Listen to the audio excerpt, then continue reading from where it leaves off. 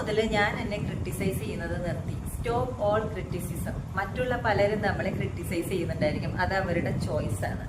So ഞാൻ എന്നെ criticise ചെയ്യുമ്പോൾ, മറ്റുള്ള ആളുകൾ ക്രിട്ടിസൈസ് ചെയ്യുമ്പോൾ നമ്മളും അത് തന്നെ കറക്റ്റാണ് എന്നാണ് നമ്മൾ വിചാരിക്കുന്നത്. അങ്ങനെ ചെയ്തിട്ട് നമ്മുടെ ലൈഫിൽ ഒരു പ്രയോജനവും ഇല്ല. ക്രിറ്റിസിസം ചെയ്യുമ്പോൾ നമ്മളുടെ ലൈഫിൽ നെഗറ്റീവ് ചേഞ്ച് മാത്രമാണ് ഉണ്ടാകുന്നത്.